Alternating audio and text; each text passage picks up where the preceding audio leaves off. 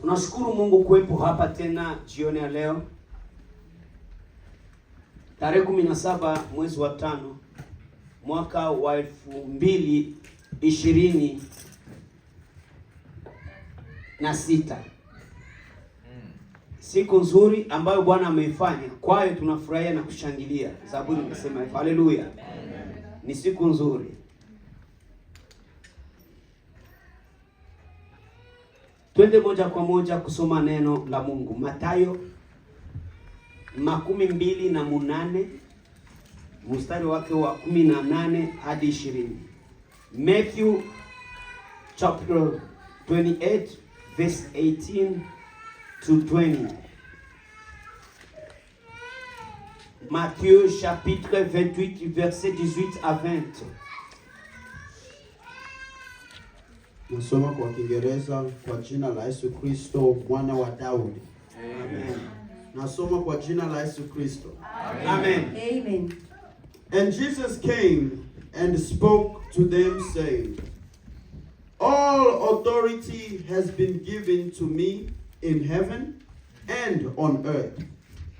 Go therefore and make disciples of all nations, baptizing them in the name of the Father and of the Son and of the Holy Spirit, teaching them to observe all things that I have commanded you.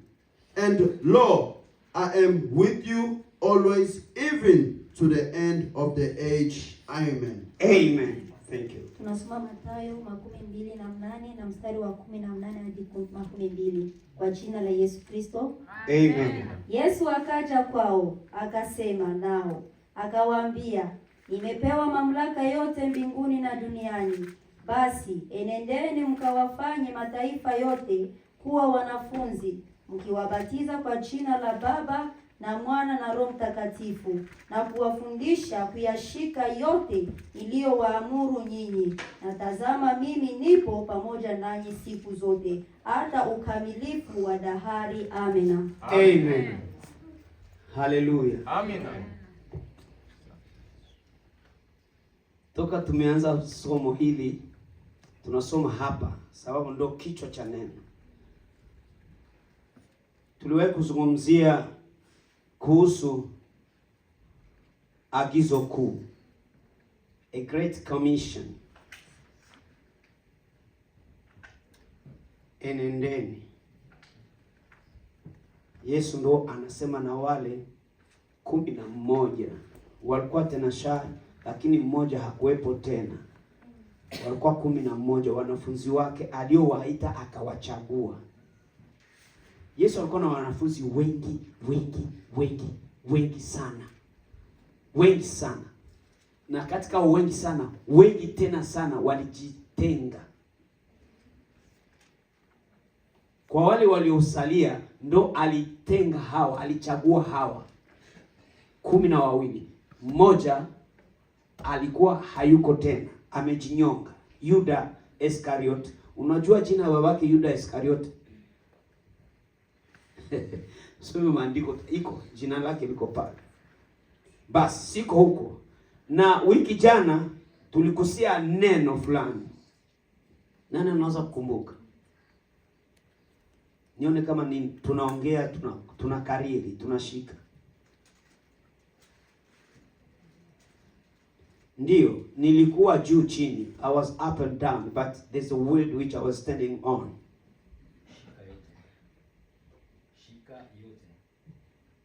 Shika yote. Moja huyo. Mwingine. Kwa kweli somo linaweza likatolewa, huyo akasikia hili, akalishika, na huyo akasikia hili. Wewe ulishika nini?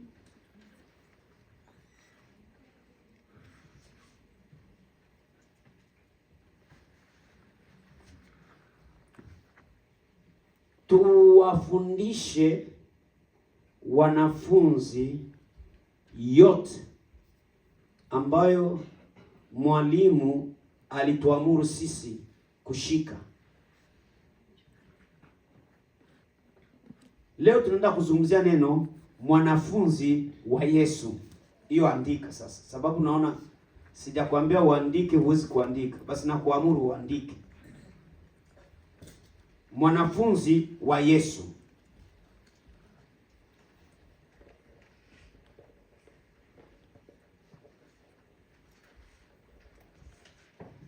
Ukisikia neno linatamkwa hapa katika maandiko matakatifu, Yesu anasema hivi: kwa hiyo enendeni ulimwenguni mkawafanye mataifa kuwa wanafunzi. Sio wanafunzi wako wewe. Uwafanye mataifa kuwa wanafunzi wa Yesu. Yeye anakuamuru wewe wafanye mataifa kuwa wanafunzi wake yeye. Sio wako wewe, sio wangu mimi. Kwa hiyo sisi sote hapa ni wanafunzi wa Yesu. Tunajifunza kwa Yesu.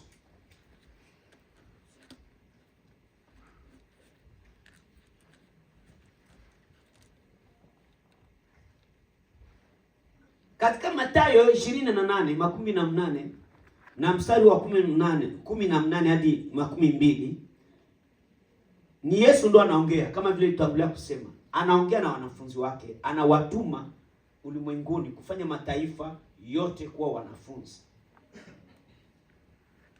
Kisha wakuwa wanafunzi wabatizwe. Ina maana huwezi kubatizwa hujafundishwa. Neno linaanza kwanza kufanywa mwanafunzi. Ukifanywa mwanafunzi unakuwa kwenye darasa, mwalimu yupo, unafunzwa neno. Ukishafunzwa neno, batizwa. Na nashukuru Mungu sababu kwa mwandishi wa Mathayo ni sura ya mwisho na vesi 2 za mwisho. Sura ya mwisho ya Mathayo na vesi zake za pili za mwisho au 3. 18, 19 na 20. 3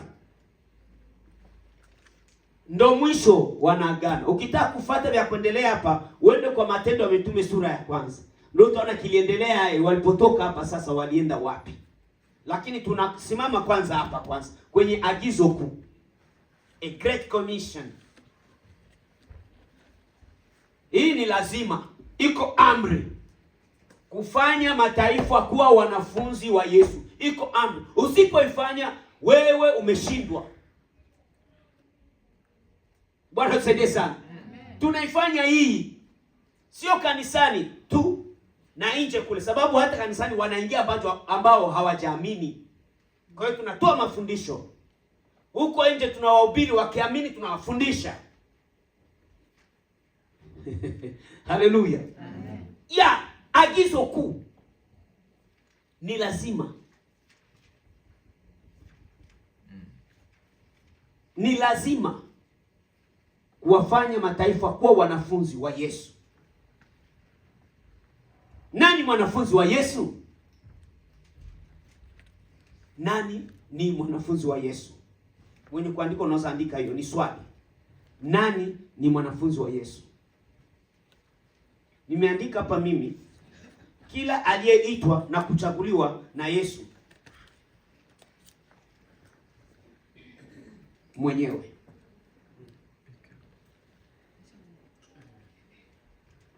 Kila aliyeitwa na kuchaguliwa na Yesu Kristo mwenyewe, huyo anakuwa mwanafunzi wake.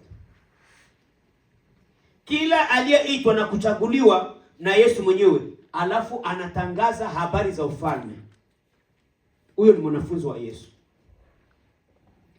Kila aliyemwamini Yesu Kristo kuwa Bwana na Mwokozi wa maisha yake, huyo ni mwanafunzi wa Yesu. Sasa hizi fungu 3 zote ni kitu kimoja. Ukishaitwa na Yesu,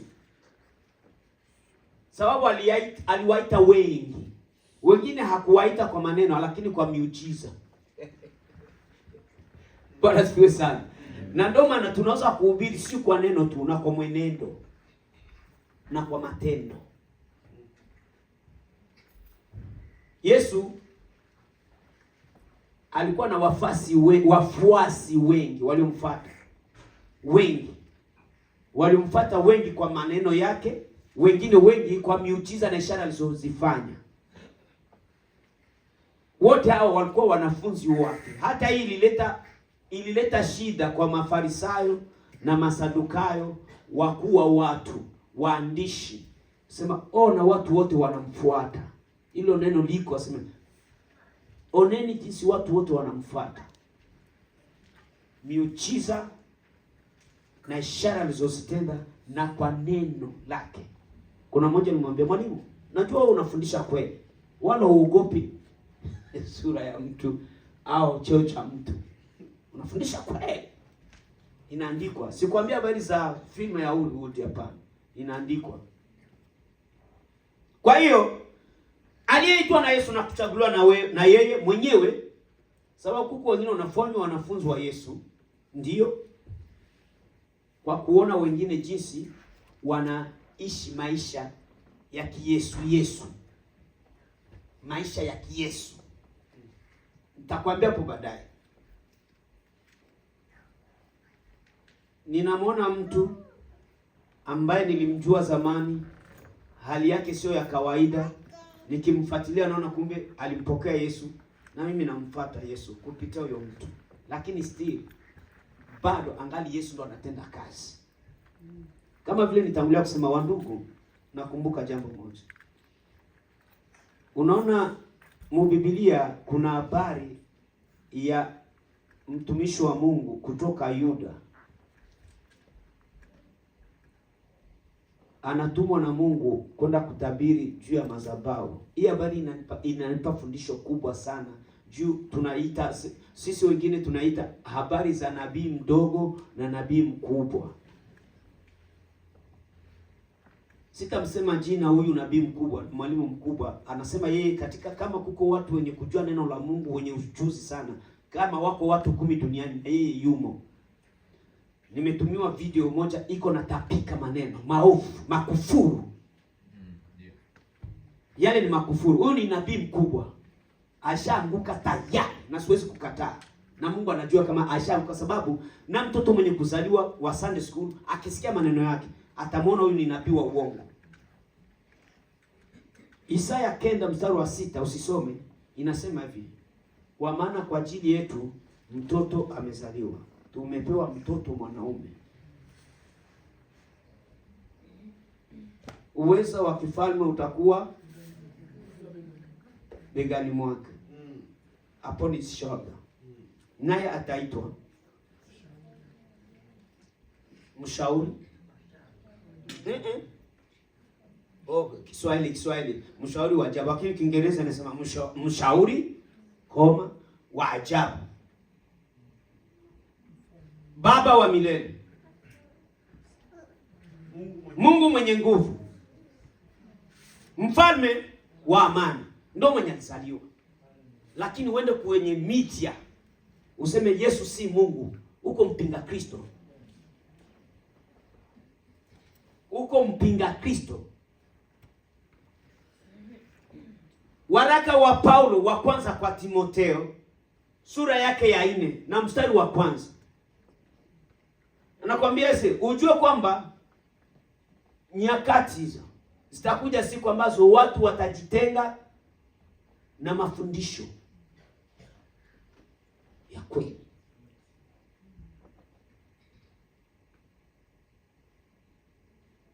Wakizifuata roho zidanganyazo na mafundisho ya mashetani, wakichomwa moto mioyo yao. Ndugu, acha social media zifanye vitu, wewe baki kwenye neno la Mungu. Na ndio maana tunasisitiza sana, kama umejaliwa na Mungu kupita shuleni ukajua kusoma, chukua muda mrefu sana maishani mwako tangu sasa leo hii kusoma neno la Mungu na kupata muda wa kulitafakari.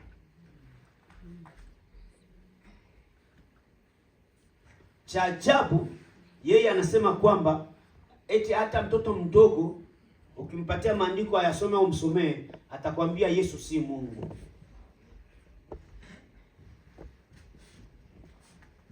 Niache Isaya sura 9 na mstari wake wa 6. Naenda Yohana Mtakatifu sura ya 1 na mstari wa 1. Nani atasema? Mtu mmoja aseme, mwenye kujisikia.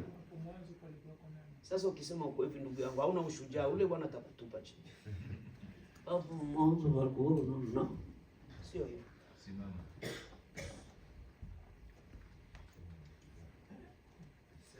Hapo mwanzo palikuwa neno. Naye neno alikuwa kwa Mungu. Naye neno alikuwa ni Mungu. Unakupa microphone, tunataka wasikie. Watu wako nasikia huko. Niko naongea. Hapo mwanzo palikuwepo neno. Naye neno alikuwepo kwa Mungu. Naye neno alikuwa Mungu.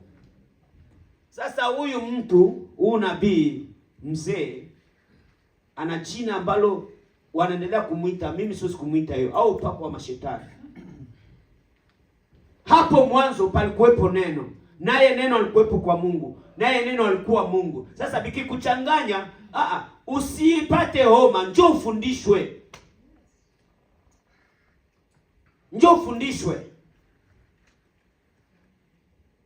Siri ya utaua ni kubwa. Mungu alionekana katika mwili.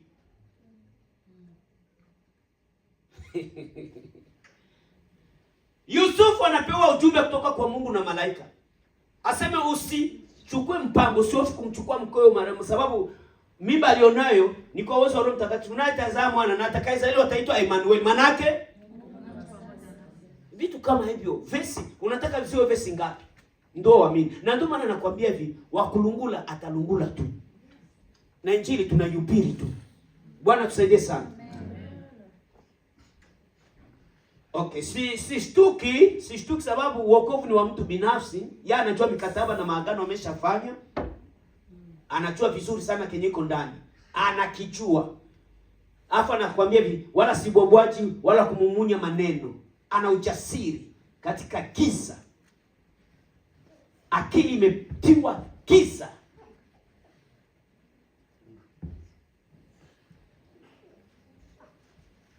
Akili imetiwa giza, imekufa ganzi. Haya makufuru atayalipwa. Bwana usaidie sana. Na nakwambia hawezi enda kusimama mkinshasa kule. Unajua Kinshasa? Na muvuta bangi, na mulevi analaga mkabare, akitoka nje anakuambia Yesu azanzambe. Wanachua hiyo. Ninakwambia akisimama aende kufanya hivyo, kusema kule, watampiga mawe. Unajua injili tulizipokea kwa namna tofauti. Na wengine walipokea vizuri, lakini wamekengeuka, wameenda nje na mstari. Kando ya mstari. Ukengeufu umewapata. Kwa hiyo Yesu ni Mungu, ni yeye aliumba mbingu na nchi. Na ndio maana asingekuwa Mungu, asingefufuka. Sababu mauti ina nguvu. Wewe unajua kisha nabii wa uongo na mpinga Kristo kutupwa motoni kwenye ziwa la moto. Unajua nini itatupwa ya pili ya kufuatia? Ni mauti. Mauti na nguvu ya ajabu. Mauti. Wewe usikie tu. Pima kufa uone kama utatoka. Sujaribu. Fanya test ya kukufa. Mauti. Mauti ilimkamata rafiki wa Mungu. Mauti ilimkamata mtu wa roho ya Mungu. Mauti. Manabii wakubwa walishusha moto. Nabii anambia dubu hizo iko naumba dubu kwenye sikuaji. Lakini alipokufa mauti na aliyeshinda mauti ni Mungu. Mwanadamu hawezi shinda mauti. Na ukishinda mauti kwa jina la Mungu, ambaye ni Yesu Kristo. Amen. Amen. Amen. Sasa usipepesuke katika imani. Na manabii wameshaanguka. Wameshafanya mikataba na kuzimu. Hii nakwambia ni kweli. Na kama yuko ananisikia, Yesu ni Mungu. Amen. Yesu ni Mungu. Amen. Hatuna Mungu isipokuwa Yesu. Amen. Kristo wa Nazareti. Amen. Ni yeye alivaa mwili. Amen. Na ndio maana anatupa amri kufanya mataifa kwa wanafunzi wake. Yeye ni Mungu. Mwenye sikio na alisikie neno hili. Amen. Amen.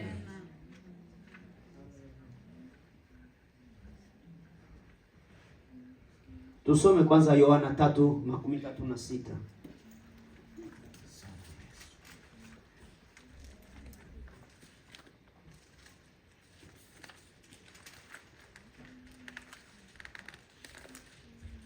Huo mstari mmoja, nafikiri na ndio wa mwisho.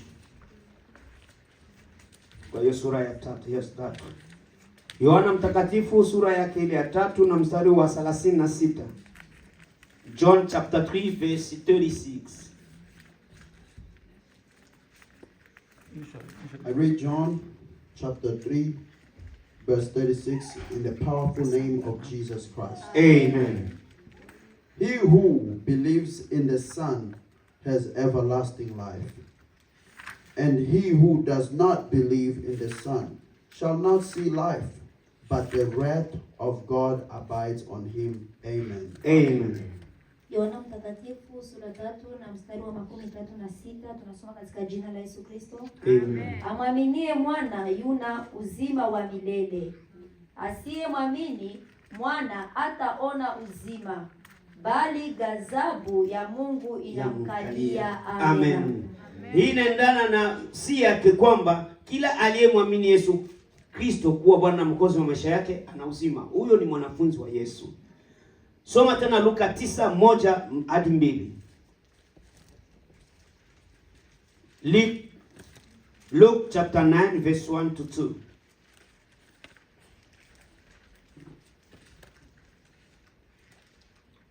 Verse 1-2. Mhm. I read Luke chapter 9 verse 1-2 in the mighty name of Jesus Christ. Amen. Then he called his 12 disciples together and gave them power and authority over all demons and to cure diseases. He sent them to preach the kingdom of God and to heal the sick. Amen. Amen. Luka sura ya 9 na mstari wa 1-2 tunasoma katika jina la Yesu Kristo. Amen. Akawaita wale tenashara, akawapa uwezo na mamlaka juu ya pepo wote na kuponya maradhi. Akawatuma wautangaze ufalme wa Mungu na kuponza wagonjwa. Amen. Amen. Kila ambaye ni mwanafunzi wa Yesu lazima atangaze ufalme wa Mungu.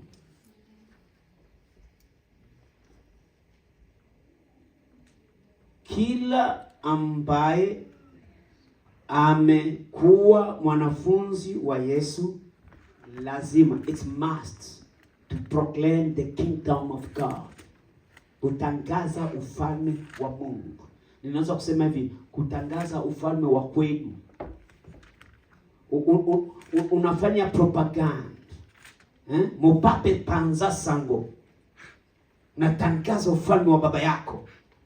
So unajifunia kwenu. Kila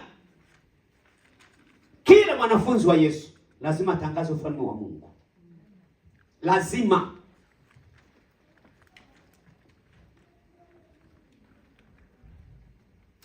Mathayo 10 na mstari wa 1.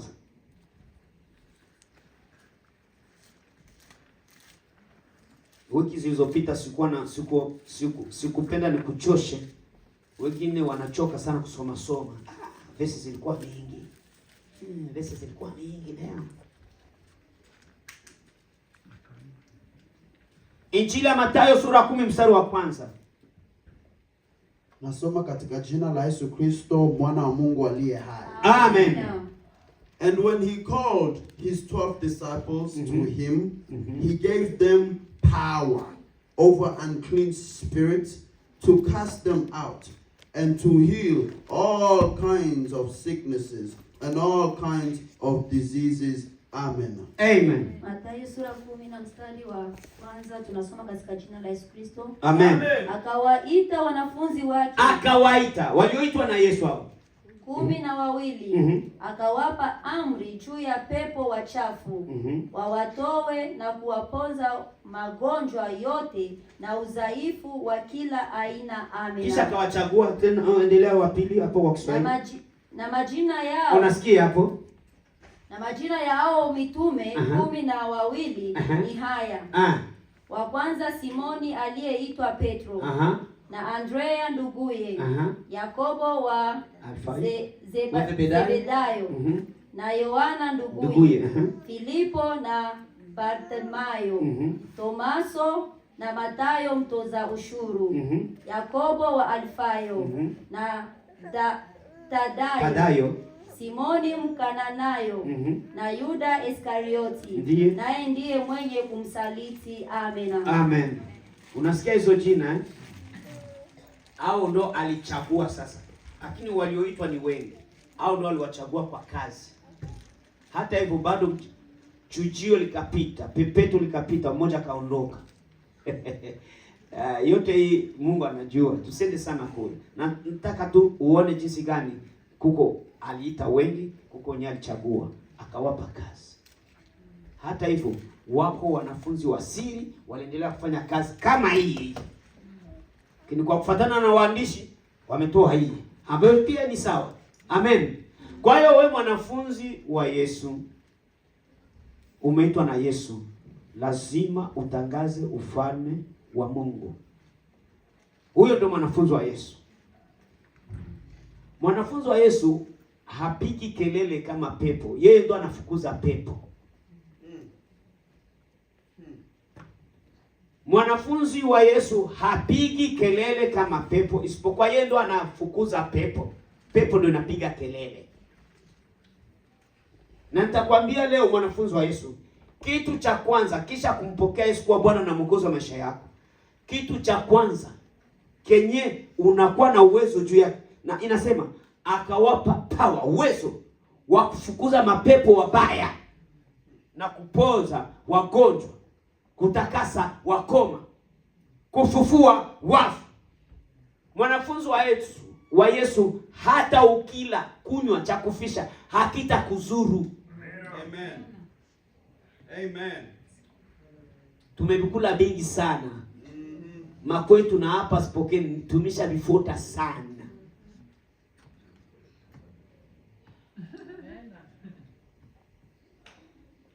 Na vingine tunavikula vinabaki mumwili. Mpaka kwa muda wa Mungu ndo anatuchukua yeye. Hapana sijui bali tulisha. Unaelewa hiyo? Unaelewa naongea nini? Kwa hiyo mwanafunzi wa Yesu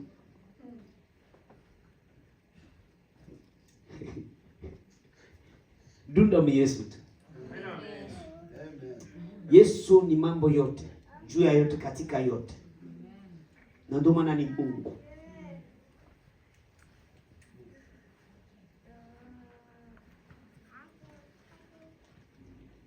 Kumbuka, Yesu anaita wote wenye kusumbuka na kulemewa na mizigo apate kuwapumzisha.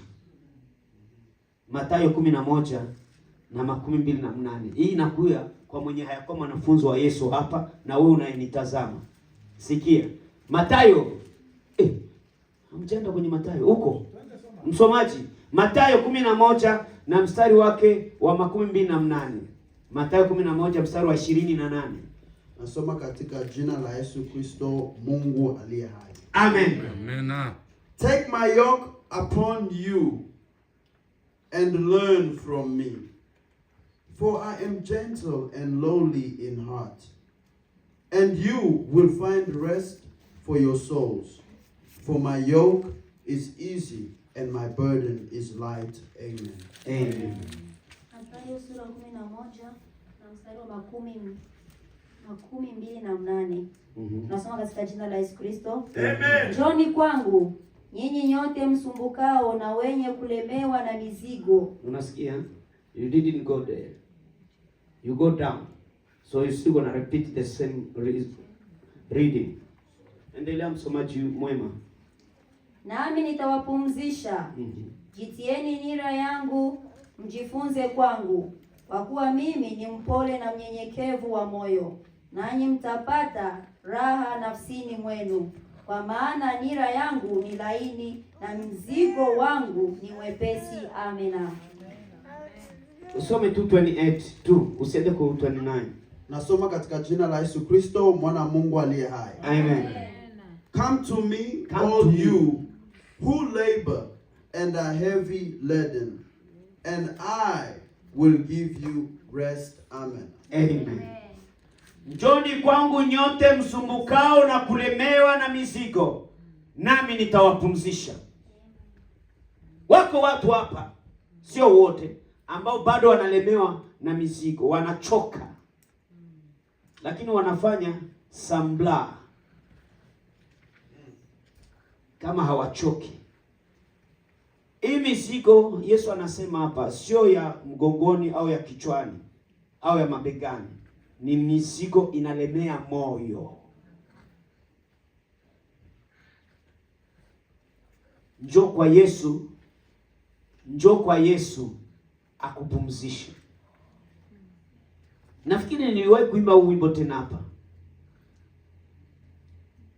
Heri mzigo wa mabegani kuliko wa moyoni, kisema tulio pumzike, maumivu zidi, mawazo ongezeka zaidi, hakuna amani zaidi, wasiwasi huzidi, sababu ya dhambi.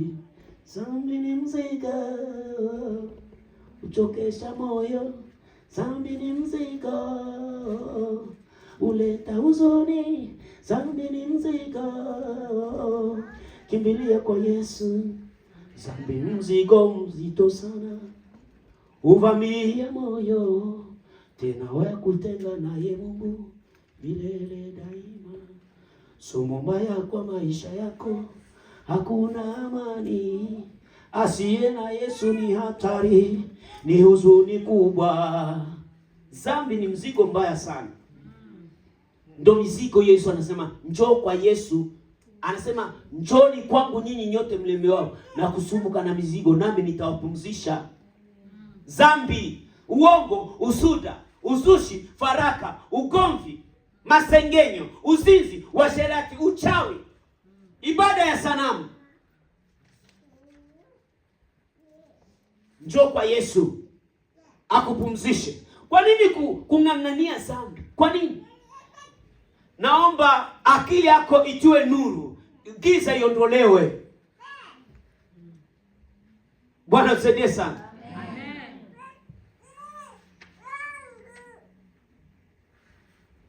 Njoni kwangu nyinyi nyote msumbukao na kulemewa na mizigo, nami nitawapumzisha. Yesu anasema, anaita.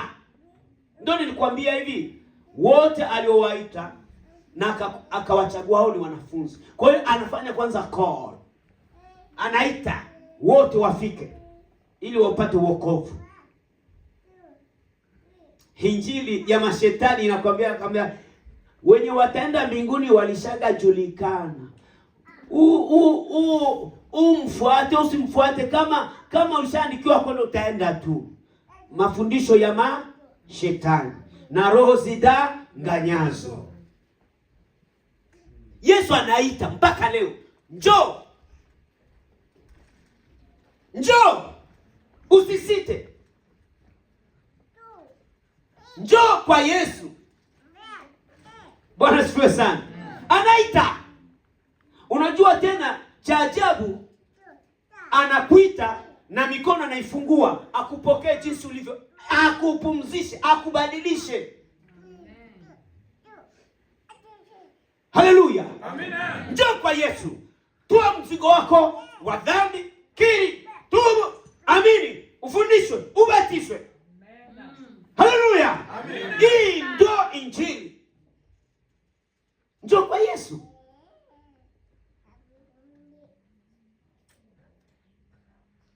Hali ya mwanafunzi wa Yesu, ambako naandika hali ya mwanafunzi wa Yesu. Hali ya mwanafunzi wa Yesu. Tuishaona mwanafunzi wa Yesu ni nani? Ni mtu aliyeitwa na Yesu akakubali wito, kachaguliwa na yeye. Ni mtu ambaye amemwamini Yesu kuwa Bwana na Mwokozi wa maisha yake na kutangaza ufalme wa Mungu. Sasa hali yake sasa,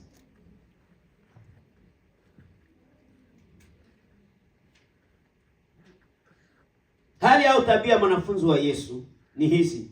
Kwanza, anajifunza kwa Yesu mwenyewe. Hiyo ndo jambo la kwanza la mwanafunzi. Wiki mbili zilizopita nilikwambia kwamba shule ya sekondari, middle school, wanaume wengi, vijana darasa la 7 kule wanaanza kuita nayo premier SSM mpaka kuendelea hapo, tulikuwa tunaiga walimu wetu. Ukimpenda mwalimu na somo lake, unaiga hata kuvala kwake na kutembea kwake, unamuimite. Hata ukiingia darasani, kwa wale ambao wanafanya fujo tunawaita wa deranger. Ukiingia unajua wenzako tu washaingia wanakaa, mwalimu aingia, unaingia sasa, kisha unatoa sauti ya mwalimu, écoutez-moi, laissez à déranger sinon vous allez terminer mal. Kama ni chaki, kama alikuwa anachukua, ikisa alikuwa anachukua chaki, sababu kule ni ubao weusi, tableau noir, blackboard on the wall, kwenye ukuta. Kama alikuwa anachukua chaki anaitia hapa, na unatia chaki mama. Tu commences mal, tu finiras mal. Yaani jinsi mwalimu ana flow ndio unaiga. Kisha wenzako wote wanacheka, unajisikia na muiga mwalimu, unafurahi. Lakini kwa hali hiyo unafanya fujo. Bwana saidie sana. Kwa hiyo hali ya mwanafunzi wa Yesu au tabia yake, mwanafunzi anajifunza kwa mwalimu ambaye ni Yesu Kristo. Ndio hapo sasa kwa Mathayo 11:29 sasa. Soma sasa. Ukosha pasoma utasoma tena. Mwanafunzi wa Yesu anajifunza kwa Yesu. 11:29 Matthew. Mathayo 11:29. Chapter 11 verse 29. Yep, Matthew. Nasoma kwa jina la Yesu Kristo. Amen. Nasoma kwa jina la Yesu Kristo. Amen. Amen. Amen. Take my yoke upon you and learn from me, for I am gentle and lowly in heart. Hallelujah. And you will find the rest for your souls. Amen. Amen. Mathayo sura 11 na mstari wa 29. Kwa jina la Yesu Kristo tunasoma. Amen. Jitieni nira yangu. Jitieni nira yangu. Mjifunze kwangu. Mjifunze kwangu. Kwa kuwa mimi ni mpole na mnyenyekevu wa moyo, nanyi mtapata raha nafsini mwenu. Amen. Amen. Unasikia mwalimu bi anasema nira ni nini? Nira ni miti miwili ambayo inaunganisha ng'ombe wawili wanaolima au punda wawili wanaolima. Kwa Kiswahili kingine wanaita jozi. Hizo ndo nira. Hiyo ndo nira. Yaani hiyo nira inawafanya hao watu wawili au hizo ng'ombe mbili zisiende tofauti.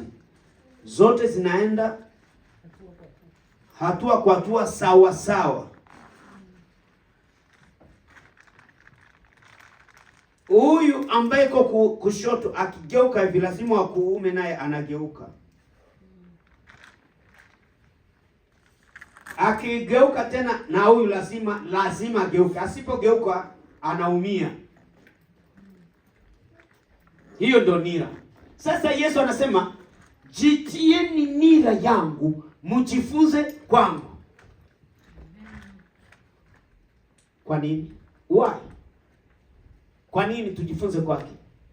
Kwa sababu yeye ni mpole. Kwa sababu yeye ni mpole na mnyenyekevu wa moyo. Ni vitu viwili. Hizi ni tabia zake yeye.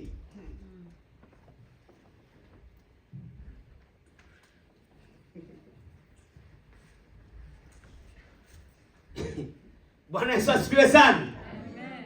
Kanisa hakuna kutishana wala kuchoshana. Kila mtu ambaye ni mwanafunzi wa Yesu ni mpole. Akisikia neno linatoka analifuata. Ukishaona uko na kusanyiko la watu au mko katika kusanyiko, mtu anaambiwa ndugu, acha hiki, acha hii, unaambiwa wazi acha hii, unakasirika, unakwazika, unanuna, basi wewe si mwanafunzi wa Yesu. Sababu hapo zamani sisi wengine tusingesimama na kusema haya, na kama tumepewa nafasi kusema haya ni sababu tumeitwa, tukachaguliwa, tukanyenyekea na tunafuata. Alafu acha nikwambie neno moja. Si unajua kuko watoto wanazaliwa familia wanaitwa ni wapole. Sio hiyo. Sio hiyo ndio ya Yesu. Gerard, jambo papa. Siku mingi onekani. Papa tuko tusunayote na maisha. Haiko hiyo ndio Yesu anazungumzia. Hiyo ni natire yako. Ni asili yako wewe. Sio ndio upole Yesu anazungumzia. Bwana usaidie sana. Sio huo.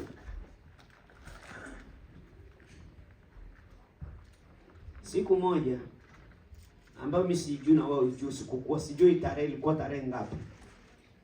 Lakini ilikuwa asubuhi na mapema. Maandiko ndio yanatuonyesha ilikuwa asubuhi na mapema. Najua ilikuwa asubuhi na mapema sana. Kwanza nafikiri ni karibuni usiku wa manane. Masaa 9 hivi ninaweza kukadirishia kwa kufuatana na maandiko. Alienda kukamatwa kwenye bustani ya Gethsemane. Mwalimu wangu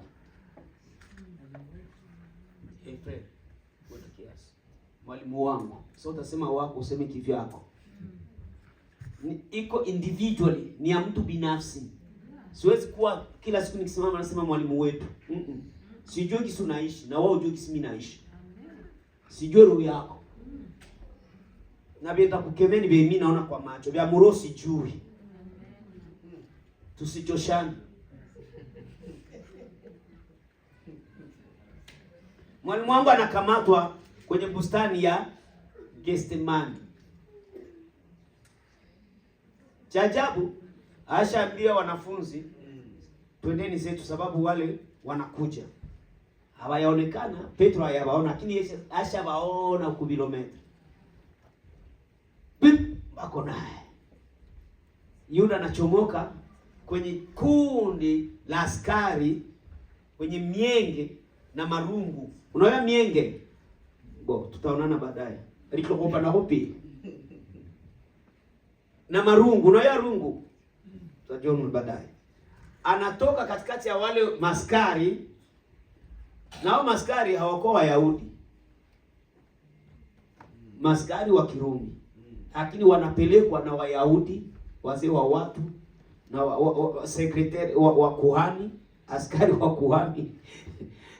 Anachomoka katikati yao, anaenda kumbusu Yesu. Kumbe ilikuwa alama, nitakayembusu ndiye, mkamateni. Sikaenda wakamsogelea wakamkamata. Lakini kwa Injili ya Yohana kumbe kulipita mazungumzo mawili matatu. Mnamtafuta nani? Yesu Mwanazareti. Wakaanguka chini.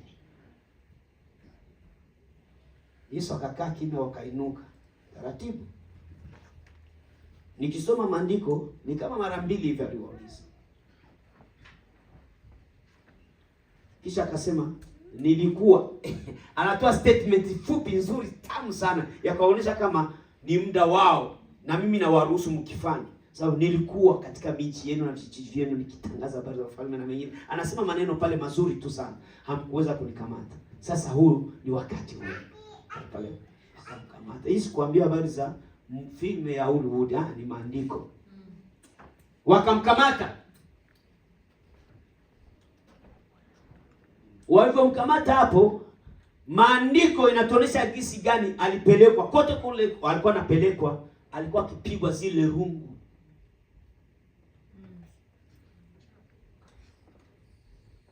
Alipigwa zile rungu mpaka kwa kuhani mkuu, sijui kwa Kayafa, huko anatolewa, anapelekwa kwa Pilato, iko napigwa tu mpaka ilifika Pilato anaamua, anasema nini?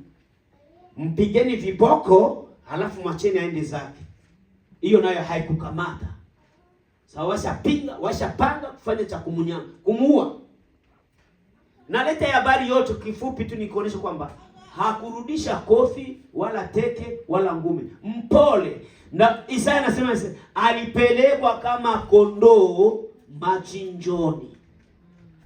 Kama kondoo anayenyolewa manyoya. Hakufungua kinywa chake.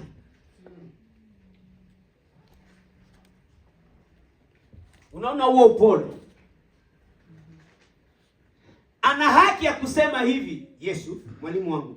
Ana haki ya kusema hivi, mtu akikupiga kofi kwenye shavu la kuume au la kushoto, mgeuzie la pili. Sababu ilimfikia yeye, hakurudisha. Ili jambo wainjilisti na walimu wengi wanasema ni mambo ya kiroho. Hapana. Hapana. Tuna ushuhuda wa watu walipigwa kofi, anapigwa kofi na anageuza la kushoto. Piga tena. Nakwambia hairudiagi. Pigwa kofi pa. Nakwambia asante sana, piga tena. Unaitwa mlozi. Anakimbia, hawezi kupiga pili.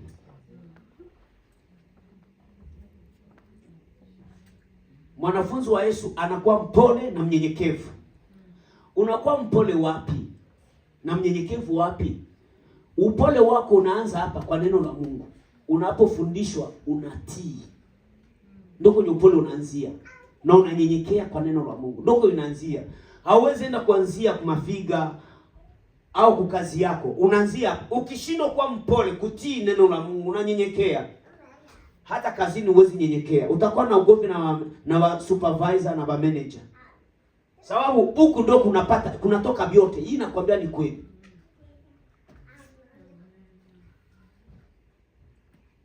It's only through the word of God you start your humbleness. To be humble. There's to be humble by nature.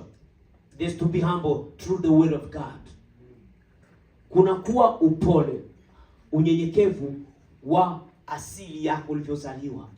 Lakini pia upole ambao Yesu anazungumzia hapa ni wa neno la Mungu. Amen. Sababu tunajifunza kwake. Tunajitia nira yake. Bwana usaidie sana. Amen. Mwanafunzi wa Yesu hautajifunza kwa mwingine, utajifunza kwa Yesu mwalimu. Upole wa neno la Mungu hauko peke yake. Upole wa neno la Mungu uko na upendo ndani. Uaminifu uko ndani. Utu wema. Uvumilivu.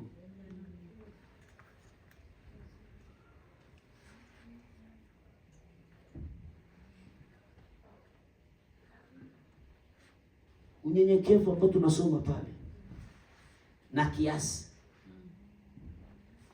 Upole ambao Yesu anasema mimi ni mpole na mnyenyekevu wa moyo, kwa kushuka kuja kuzaliwa ilimbidi awe mnyenyekevu.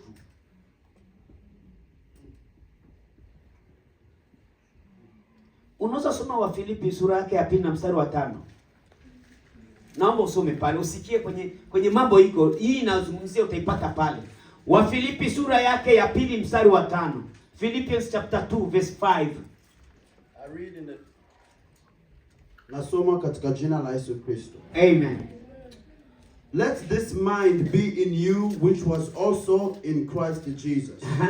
Who being in the form of God did not consider it robbery to be equal with God, but made himself of no reputation, taking the form of a bond servant, and coming in the likeness of men, and being found in appearance as a man, he humbled himself. Go ahead. And became obedient to the point of death. Yes. Even death of the cross. Amen. Amen. Wafilipi sura 2 na na mstari wa 5 tunasoma katika jina la Yesu. Amen. Iweni na nia hiyo hiyo ndani yenu ambayo ilikuwemo pia ndani ya Kristo Yesu. Ambaye yeye mwanzo alikuwa yuna namna ya Mungu. Unasikia? Naye kuona kule kuwa sawa na Mungu ni kitu cha kushikamana nacho. Soma hivyo. Au sio hivyo? Kama sio hivyo basi naye akuona kule kuwa sawa na Mungu kuwa ni kitu cha kushikamana nacho, bali alijifanya kuwa ana utukufu. Unasikia? Akatwaa namna ya mtumwa, akawa ana mfano, akawa ana mfano wa mwanadamu. Tena alipoonekana ana umbo kama mwanadamu, akafanyaje? Alijinyenyekeza, akawa mtii hata mauti. Naam, mauti ya msalaba. Amen. Unasikia hizo habari hizo? Hii ndio nia ya mwanafunzi wa Yesu. Bwana usaidie sana.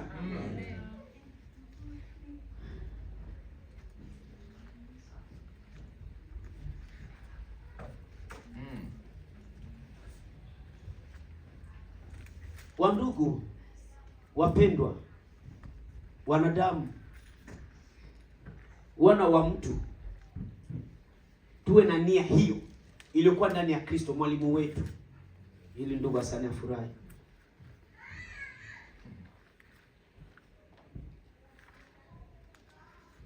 Alikuwa hapo mwanzo na hali ya Mungu.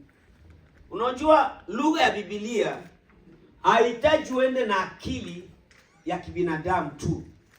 Nasema tu sababu gani? Huko mwanadamu lazima uone hiyo akili, lakini unahitajika tena akili ya Mungu. Akili ya Mungu ambayo iko kwa Yohana wa kwanza 5 mstari wa 12. Yohana wa kwanza 5 mstari wa 20. Tumepewa akili zidi ya kibinadamu, ya Mungu tumepewa kumjua yeye aliye wa kweli na uzima wa milele. Ndio ametupa yeye tena Mungu wa kweli na uzima wa milele.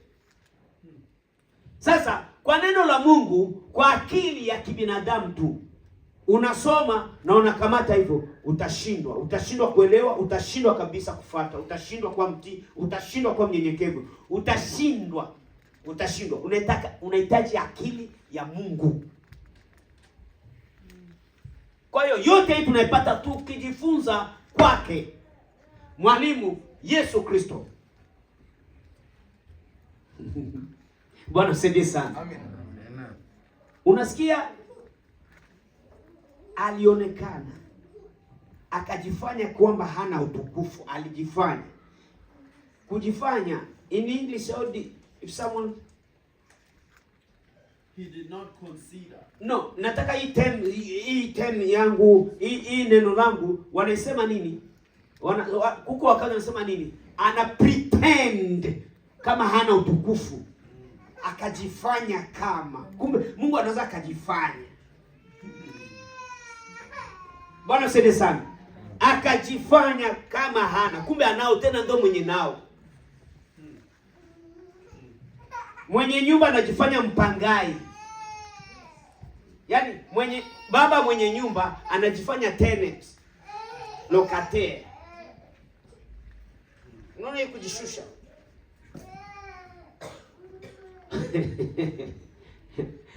CEO anajifanya employee worker moja hivi, yani mwajiriwa mmoja hivi, anakaa pale kumlango kama mlinzi wa company pale, iko nakaribisha wateja wenye kuingia ofisini. Cha ajabu sasa unajikuta ndo unakuwa unamkuta pale mlangoni anajifanya omba kwenye mlango wa ofisi yake, kwenye kampuni yake, CEO, yani chief director officer, mwenye kampuni mwenyewe anajifanya omba kwenye mlango wa ofisi yake. Sasa wewe unakuja asubuhi, sasa unamkuta, what are you doing here? It's not the right place for you to stay here. You may go away. Kisha unaingia, unapiga kikuku bosi wako. Yesu alijifanya hana utukufu. he pretended that he doesn't have glory. Kumbe ndo Bwana wa maglorio. Nina vinenepesha. Bwana msaidie sana. Yesu ambaye ni Mungu katika mwili, huwezi kumweka ndani ya kikabrasha, kibox, ukamlimit, haiwezekani. Anajifanyaga. So kumbuka kwa Ibrahimu ni mtu tu, na ngombe akakula yote akaifuata. Anajifanyaga. Sasa ndio hii inanipelekea kurudia tena kule mwanzoni nilianza. Huyu mtu huyu ambaye anakufuru anamfanya Mungu kama hawezi kuvaa mwili. Yeye anasema Mungu kafanya mwili. Uongo huo. Yesu si Mungu. Anajifanya hana utukufu. Akawa mtii. Unasikia? Utiifu ndo msingi ya upole. Mtu mpole anapaswa kuwa mtiifu. Ndio maana nikwambia upole wa kuzaliwa, Janvier ni mpole sana. Je, ni mtiifu? Hapo ndio angalia kama ni obedience. Iko na obedience, ana utiifu. Watu wengi ni wapole, lakini mchokozi utaona rangi yake. Wanasema utaniona leo. Na tunakuaga naye kila siku mkarti. Asa leo utaniona. Kumbe siku zote nakuaga na wewe si ya kuonaga. Huyo si mpole. Huyo si mpole.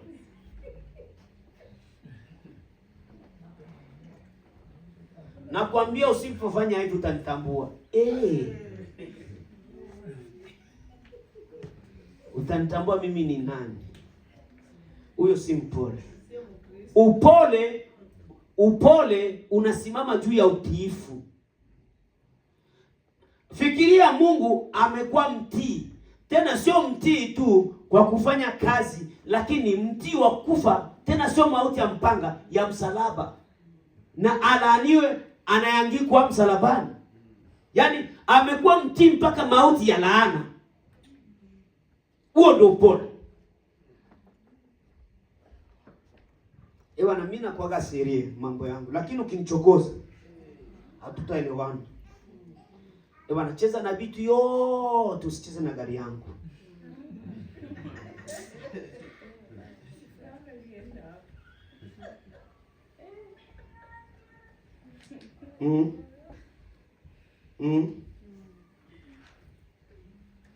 Bwana saidie sana. Upole unaendana na utiifu. Unyenyekevu unaendana na utiifu. Unasikia wamama, Bwana Yesu asifiwe. Amen. Wamama, Bwana asifiwe. Amen. Unasikia kwenye Biblia inasema enyi wake watiini waume zenu kama vile kanisa limtiivyo Kristo. Hii kutii, yani Biblia inasema ni kitu ambacho kama wewe si mwanafunzi wa Yesu huwezi kutii. Inaomba kwanza uwe mwanafunzi wa Yesu, umejifunza kwake, umejitia nira. You put yourself a yoke of Christ to you. Yaani wewe na Yesu ndandashe. Ndio kisi wanasema wabongo Tanzania. Ndandashe yani. Ndo upole unakuja, ndo utiifu unasimama sasa. Enyi wake watiini waume zenu. Kama unaona reference inakuja, kama vile kanisa imtiivyo Kristo. Yaani kanisa iko ndio lolote lele Yesu anasema, lile alisema asubuhi, ni lingine akasema mchana, kanisa iko ndio Bwana. Vivyo hivyo wanawake watiini waume zenu. Haisemi uweni wapole. Uwezi kuwa mpole kwa mume wako. Uwezi kuwa mpole. Uwe mtiifu. Utiifu. Siku moja, acha nikwambie, naenda kumaliza siku sasa. Siku moja nilikuwa napanga mimi Afrika Kusini, sababu maisha ya kupanga tumeyajua, sio atukujua kuyajuia hapa. Hatuna nyumba ya miomba kule, utakaa kwa miomba kwa sherehe, unapanga rent unatoa. Basi nilikuwa napangia mzungu mmoja kutoka Canada, Douglas Robert. Sehemu moja wanaita Lady Brent, Free State. Alikuwa na mbwa wake anaitwa Bali. Huyo mbwa siku mmoja akamng'ata. Mbwa akamng'ata bwana wake. Mbwa. Le chien a mordu son maître. Mimi nafika tu hivi, bananipa habari ya kwanza, natoka kwa kazi, bananipa habari ya kwanza, sasa Robert aliua Bali, alimuua. Bali mzika pale. Nikasikia mbaya sana. Hata kama sipendagi mbwa. Nilikuwa naiona kwa pale. Nikamuuliza, Monsieur Robert, on m'a dit que tu as tué ton chien. C'est oui, Monsieur Lambert. Jamais le chien peut mordre son maître. Nasikia mbwa anamng'ata bwana wake. Unajua kwa asili ya mbwa lazima mtii. Ataka Bali anasimama. Kama anarudia. Kwa hiyo mbwa anatii bwana wake. Siku moja mbwa akamng'ata bwana wake. Bwana wake akaita docteur. Oui, j'ai appelé le docteur, l'avait vacciné, injecté, et Bali est mort. Msikia? Kwa hiyo mbwa alikosa utiifu mpaka anamng'ata bwana wake. Utiifu kwa wanafunzi wa Yesu ni maisha ya kila siku. It's a lifestyle. Kwa Yesu. Neno la Mungu, Yesu anasema hivi, jitieni nira yangu mjifunze kwangu. Kwa maana mimi ni mpole na mnyenyekevu wa moyo. Kuna watu sio wanyenyekevu wa moyo, ni wanyenyekevu wa mwili. Hapa ndo shida iko. Na upole na unyenyekevu wote ni wa moyo. Sasa tuna upole na unyenyekevu wa mwili, apparence exterieur. Muonekano wa nje niko mpole nasimama nafundisha, muonekano wa nje niko mnyenyekevu nasimama nafundisha. Moyoni siko. Hii ndo Yesu anatuitia kwayo. Tujifunze kwake, tujitie nira yake, tuwe wapole na unyenyekevu wa moyo, sio wa akili au sio wa mwili. Wa moyo. Neno upole huwezi kukamata upole na kamata upole. Inatamkwa upole, matendo yake inaonekana katika utiifu.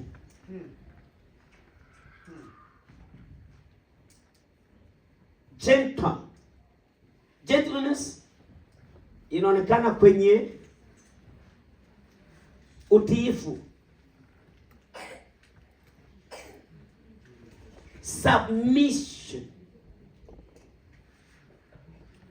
Submission. Utiifu.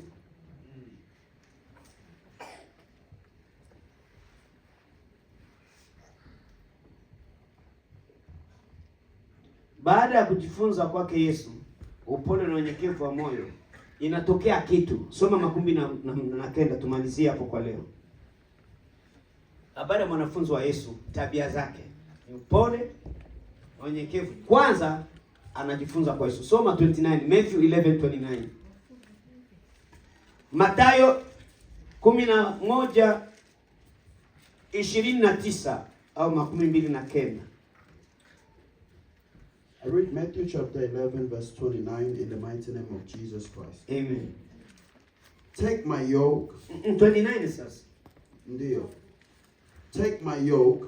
Okay, no, jump 20. 10. For my yoke is easy, and my burden is light. Amen. Amen. Mathayo sura 11:30.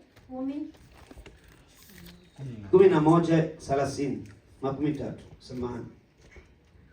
Mathayo sura 11 na mstari wa 13 tunasoma katika jina la Yesu Kristo. Amen. Kwa maana nira yangu ni laini na mzigo wangu ni mwepesi. Amen. Amen. Unajua hii Yesu anasema nira yake ni laini. Kitu kilaini ni kitu kiko soft. Unasikia Aseme ukitoka kwenye mafungo usile chakula kigumu, ule chakula kilaini. Nani anaweza niambia chakula kilaini hapa? Uji. Hiki jamani. Uji. Soft food. Ukitoka mafungo usianze kula mamikate, mapizza. Unaanza na uji laini. Kwa hiyo yani nira ya Yesu ukienda tu kujitia utaione iko laini. Sio kwamba wengine wanaona wana Yesu unajikata. Wewe haufai. Iko laini sana. Hii ndio nakwambia. Mimi nikushuhudie mbele nimalize.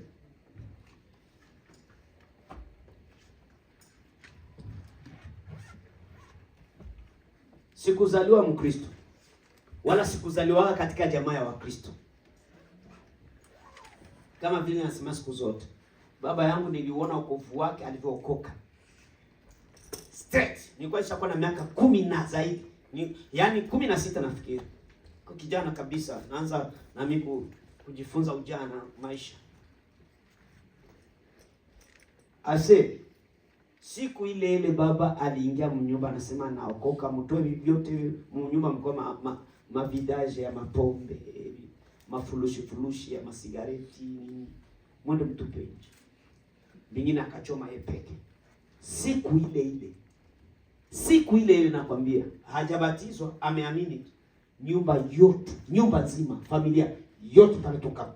Sikia, kuna hewa nyingine tofauti inaingia mnyumba. Ni baba linaokoka, vurugu zingali mnyumba. Hapa. Siku ile mambo yakabadilika mnyumba. Kulikuwa amani. Tunaambukizwa amani na tuamini. Tungali tu ndivyo yuguruguru tu. Yaani bupagani, bupagani. Buko ubiana kunaanza bupagani miaka 12 kapagani. Kiani akatoka kakashikiki. Kamejaa mipepo. Yaani unaangalia katu nilikazala nilikalogota. Au bado nibadilisha kwa mke wangu alimdanganya. Nimekuwa mwe. Katoto ngale. Tabia sio za bayomba, tabia sio za washangazi wanaosema. Tulikuwa hivyo. Vurugu. Lakini baba ameokoka kweli. Mnyumba.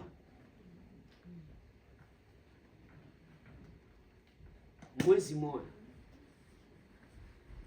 Mimi nakushuhudia sura ya baba yangu ikabadilika. Anakuwa kiana moya hivi. Miaka 2-3 niko natembea na baba yangu, anakutana na mwenzake wa maombi. Anamuuliza kwa kilugha, acha mimi niseme tu kwa Kiswahili. Huyu mdogo wako, baba ketika memjua mdogo wangu, akanipiga kwenye mabega. Yaani jaribu kidogo kutembea na baba hata kama ningali mpagani. Akasema hapana, huyu mtoto wangu wa 3. Sasa anakuwa ni mdogo wako tu. Ungenyamaza ningetika ni mdogo wako tu. Yaani ukijitia nira ya Yesu, nisikilize. Ukijitia nira ya Yesu, mabadiliko maisha yako kiroho na kimwili yanatokea.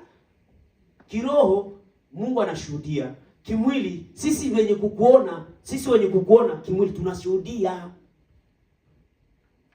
Hali yako, aspect yako, yani hali yako, muonekano wako unashuhudia. Hapo haujajipamba.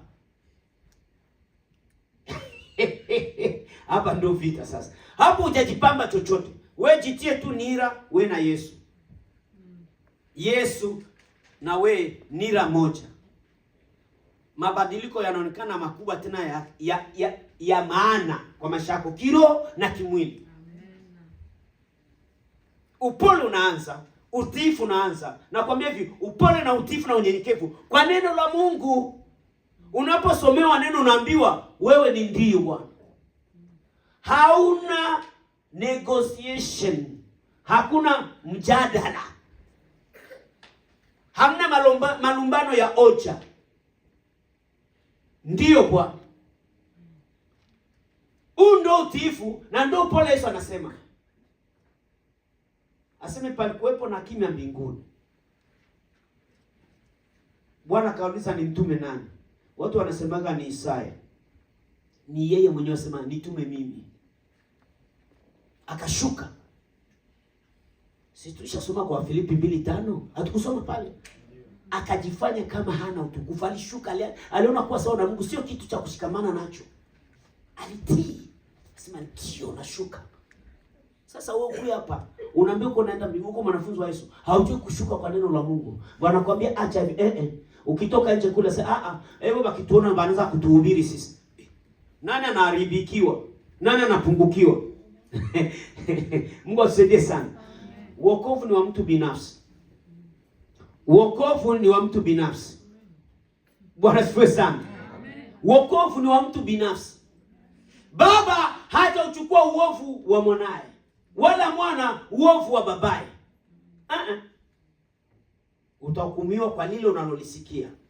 Lakini mwanafunzi wa Yesu anakuwa mpole na mnyenyekevu wa moyo. Na ukishakuwa mpole na mnyenyekevu wa moyo, unapata raha nafsini mwako ili usilisahau. Ukule, usikule, upate, usipate, raha iko nafsini.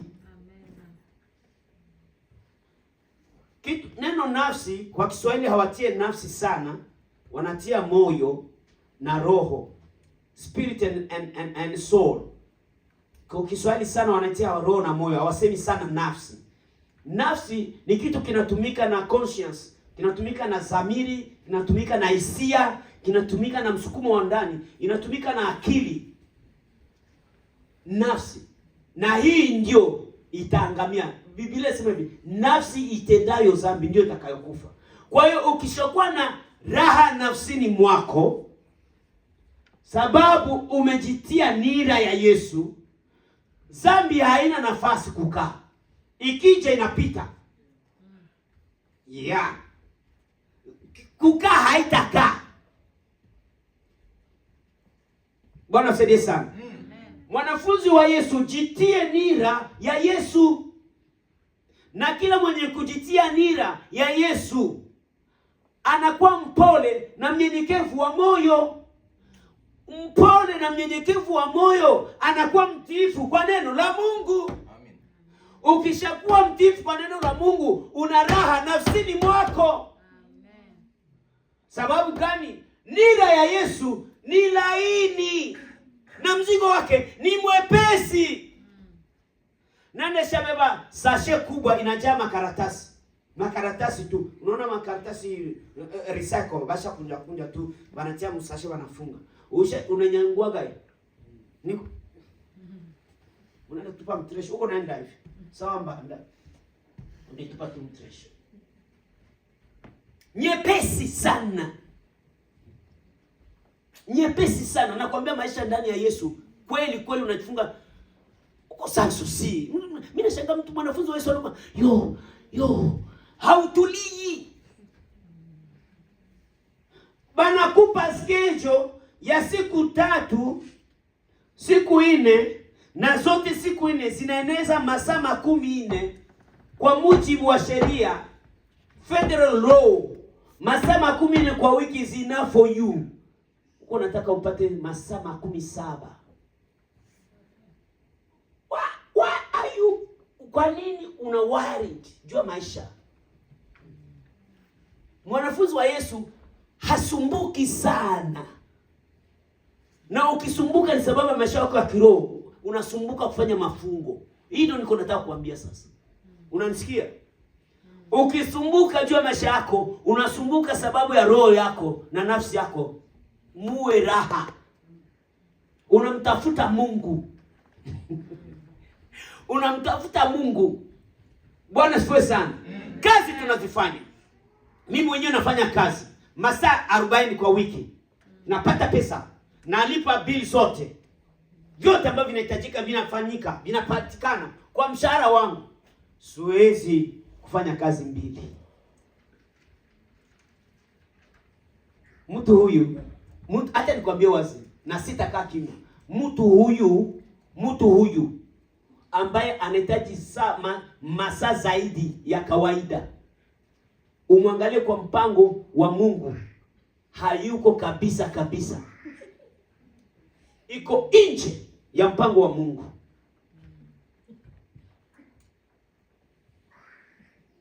Nje ya mpango wa Mungu hayuko.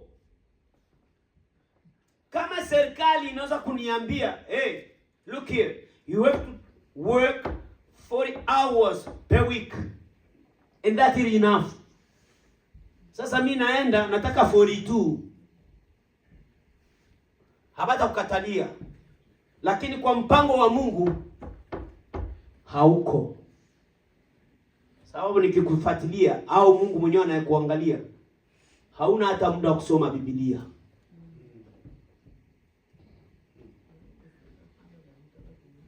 Kuomba na kufunga ndo nisiseme. Mwalimu wangu mbele aanze kazi alifanya siku 10 bila kula bila kunywa mbele aanze kazi. Alafu walipomletea mtu mwenye pepo bubu, anamtoa, wanafunzi wake faraga wanamuuliza, mwalimu, mbona sisi nimkemee kutoka? Akwambia pepo kama hizi hazitoki pasipo kuomba na kufunga. Inaonekana mijamaa walikuwa wafungaga hata siku moja. Mwanafunzi wa Yesu utakuwa mtu mwenye kuomba na kufunga. Ziko pepo zifurahie wewe kuwa mwanafunzi wa Yesu. Na pepo zingine zinatumwa na wale walikataa kuwa mwanafunzi wa Yesu. Sasa kama uombi na kufunga juu ya kuwa busy, utambulia dolari, lakini katika mpango wa Mungu haumo. Ndo wale unaambiwa bakwenda mbinguni balishajulikana tu. Kama washajulikana, usijifanye na wewe ujulikane. Eske kwenda mbinguni ni mbaya? Kanisa kimepoa. Mmechoka basi tuishie hapa. Amina. Bwana usaidie sana. Amina. Tunataka kuomba, naona mmechoka kweli. Samahani kwa muda wenu. Endelea. Siwezi endelea. Siwezi endelea. Nikiendelea hapa ndakuwa vikwazo. Wewe unaambie, unafundisha mtu neno kwa kumsaidia kumuonya, akitoka nje retour kwako wewe. Sasa ndo na muda wake unauchukua, unakuwa kikwazo. Iko shame, iko huzuni sana. Iko huzuni sana. Ninatokwa na damu kwenye nguo nyeupe. Kisha mtu uko nataka kunambia bwana, hivi uko naenda safari ndefu na hii nguo nyeupe imeshapata damu hapa. Ulichubuka sehemu. Badilisha. Ikatae. Ndo maana yake hiyo. Ndo maana yake hiyo. Hutaki usawazisho, hutaki uonyeshwe. Unakwazika. Na hii iko huzuni sana. Kama mimi nitadumu kanisani kupretendi kama nampenda Yesu na nakataa maneno yake, iko huzuni sana. Nataka kuwa kama Yesu moyo wangu. Nataka kuwa kama Yesu moyo wangu. Mimi nataka kuwa kama Yesu moyo wangu. Nataka kuwa kama Yesu moyo wangu. Mimi nataka kuwa kama Yesu moyo wangu. Nataka kuwa kama Yesu moyo wangu. Imba moyo wangu. Moyo wangu. Moyo wangu. Nataka kuwa kama Yesu moyo wangu. Sema moyo wangu. Moyo wangu. Moyo wangu. Moyo wangu. Moyo wangu. Nataka kuwa kama Yesu moyo wangu. Nataka kwenda kuomba. Yesu anasema, njoni kwangu nyinyi nyote msumbukao na kulemewa na mizigo, nami nitawapumzisha. Jitieni nira yangu, mjifunze kwangu. Kwa maana mimi ni mpole na mnyenyekevu wa moyo, nanyi mtapata raha nafsini mwenu. Kwa maana mzigo wangu ni laini. Nira yangu ni laini na mzigo wangu ni mwepesi. Njoo kwa Yesu, nifunge nira ya Yesu, uwe mpole na mnyenyekevu wa moyo, na utapata raha nafsini mwako. Yuko mmoja hapa ambaye anataka kujifunga nira na Yesu, kujitia nira ya Yesu. Asimame tuombe pamoja. Haijalishi uko kanisani, wewe uliwahi kubatizwa na ujaamini kama Simoni mchawi. Tutaenda tu kuomba, na tukiomba tutaendelea kupata mafundisho, na utakuwa tu mtu ambaye ni mwanafunzi wa Yesu kweli kweli. Nataka kuwa kama Yesu moyo wangu. Nataka kuwa kama Yesu moyo wangu. Moyo wangu. Moyo wangu. Moyo wangu. Nataka kuwa kama Yesu moyo. Sema moyo wangu. Moyo wangu. Moyo wangu. Nataka kuwa kama Yesu moyo. Sema moyo wangu. Moyo wangu.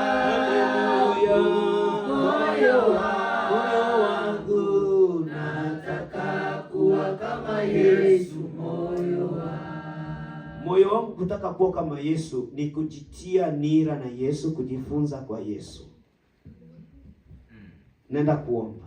Mungu Baba yetu, katika jina la Yesu, tayari neno lako limetolewa. Umetufunza mengi Bwana.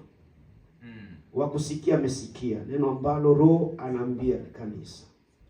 Na sisi ambao tumesikia Bwana, tuyaishi sawa sawa na kitabu cha Yohana. Wanasema anayeamini mwana wa Mungu ana uzima, asiyeamini adhabu ya Mungu inamkalia.